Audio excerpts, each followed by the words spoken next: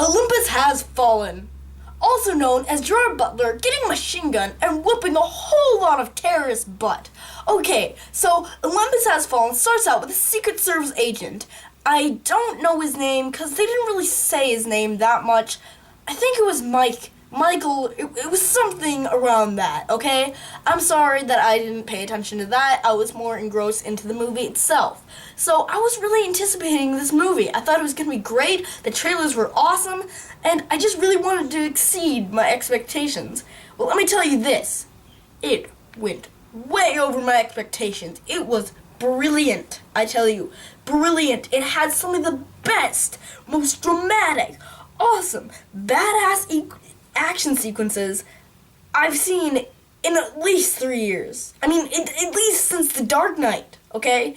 It is absolutely incredible.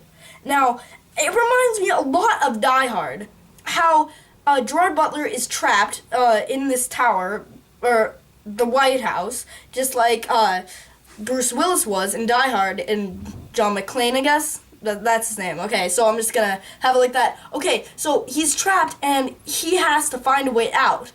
But he also has to get out alive. He has to get the president's boy, and he needs to save all the hostages and basically save the president. Okay, so these terrorists are attacking, and they basically wiped out the White House. Like, it's like torn up, like, completely.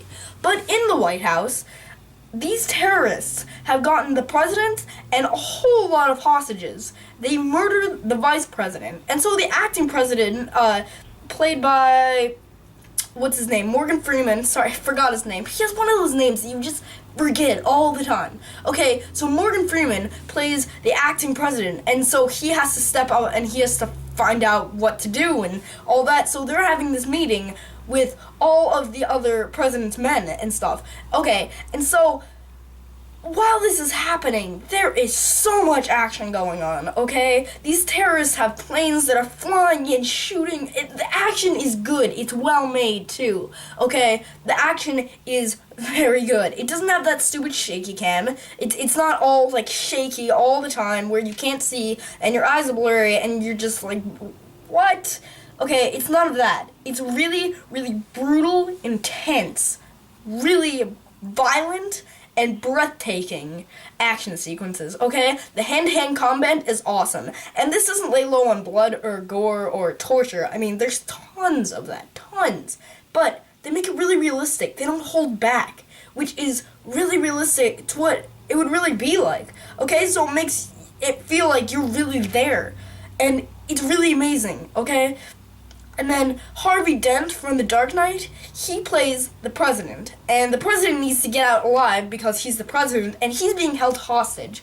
And that's basically what he does for the entire movie. And so these terrorists are trying to torture him and the other hostages to get information out of them for codes, okay? And so they're having to give away the codes. What I didn't like, it's just one thing, but what I didn't like about the movie is that they gave away the codes way too soon. It barely took anything, and I don't want terrorists to watch this movie and, like, think that that's how it'll really work. I hope that it won't work like that. But anyway, the action in this movie is just spectacular. It's the best action I've seen in so long. Literally, this is what an action movie should be like. It's really cool, okay? It's really, really amazing. Another thing that I really liked about this movie is that other than just complete mindless action, it also had some heart into it, okay? It has some emotions. You feel bad for a character in one scene, and you feel sad for a character in another, and sometimes you're happy for a character in this scene, and stuff like that. It's really, really nice to see a movie that does that, okay? It's really, really awesome, okay? And so, whoa, this movie is just so awesome. It's really cool. Another thing that I really liked about this movie is that the character has to be ruthless in some scenes. This one guy, I don't want to spoil anything for you, but someone betrays the main character, and so the guy who betrayed him is he's sad about it. He feels bad that he betrayed him, and so he tells the main terrorist something that I won't tell to you, and that is just for spoilers, and then the main character just stabs him, and that's the end of the scene, okay? He has to be ruthless, because he betrayed him, okay? So, the main character, he also can be ruthless at times. Also, I liked how they add a lot of really mature humor into the movie. They didn't have to add it, but they did. Like, sometimes I was, like, laughing in a really, really dark way. It's really funny, it's really intense, it's extremely violent, and I ultimately really enjoyed this movie. It's one of my favorite movies this year. It easily is a 9 out of 10. It is awesome, and I highly recommend it to you. You definitely need to go and check out this film and support it, and Gerard Butler, he really has made some good career decisions.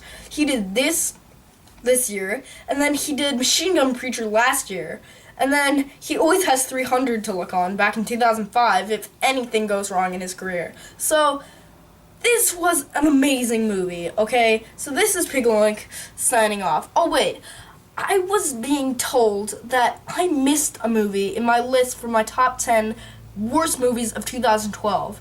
Okay, the number 4 slot in the movies of 2012, the worst ones, I have The Three Stooges, because I really hated that movie. It wasn't funny, it was actually really disturbing, and just none of the jokes worked, and it was really stupid, and it just went on and on and on, and none of the jokes were funny.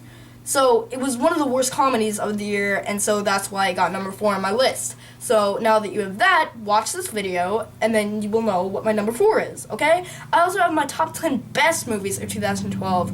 I rearranged the videos weird. It was an accident, and with my Snow White and the Huntsman coming at number 9, it was weird, okay? I'm sorry about that, and this is Pigaloink signing off.